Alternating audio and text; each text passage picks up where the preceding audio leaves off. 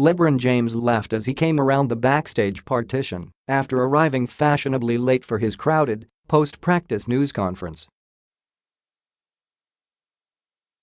As he stepped onto the podium, back among friendly faces, and in the building where he has done some of his finest work, James seemed at ease, almost content.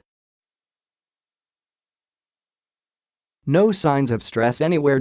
Moments later, his demeanor shifted. A few reminders about his team's urgent predicament against Golden State, questions about President Donald Trump, and another review of Cleveland's heartbreaking loss in Oakland swung his emotions. "I know it feels like we're down 2-0, and I don't like the way I feel," James said.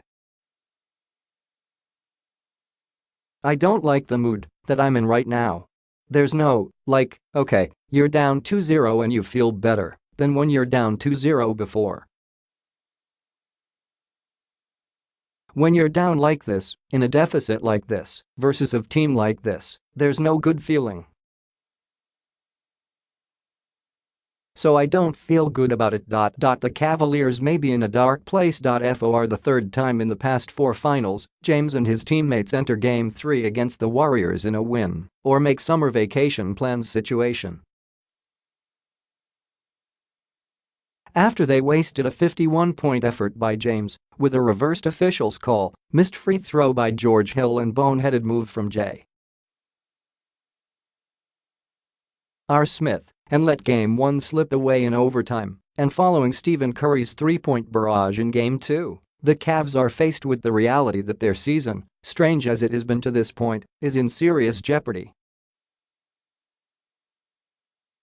However, coach Tyronn Lue, who plans to give disappointing forward Rodney Hood playing time on Wednesday night, feels his team can change the complexion of this series.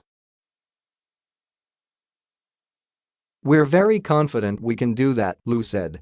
"The guys are engaged and locked in. Winning tomorrow is a step forward, but then going out with Game 4 also. We're locked into doing that, and we know we can. We believe. It's easy to understand Lue's confidence. After what the Cavaliers have experienced this season, a 2-0 deficit in the finals against a star-studded Warriors squad on the cusp of being stamped as a modern-day dynasty seems manageable. Cleveland has endured injuries, trades, tragedy and drama for months. The Cavs, who climbed from a 2-0 hole to beat Boston in the conference finals, have major roster holes and unfixable flaws. There's no denying their toughness. We've been very persistent and very resilient throughout this whole season, no matter what has been going on," James said. "We have an opportunity to come home and protect home, as Golden State has done. It's a very tall task.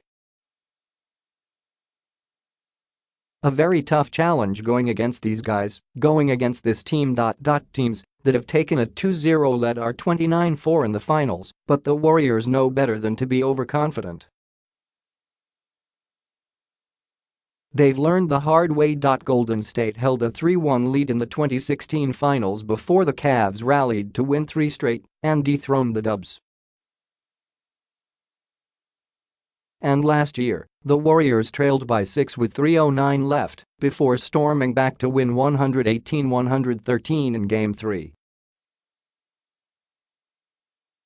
Cleveland has won 8 straight playoff games at Quicken Loans Arena, which may be louder than ever, with hometown fans still frothing from some calls that went against the Cavaliers in the Bay Area last week. Just the sight of Warriors forward Draymond Green should be enough to push the decibel readings inside the building to unsafe levels. "I don't really think about being up 2-0 because the series could turn so fast," Warriors star Kevin Durant said. "It's a great position to be in. I don't want to take that for granted, don't get me wrong.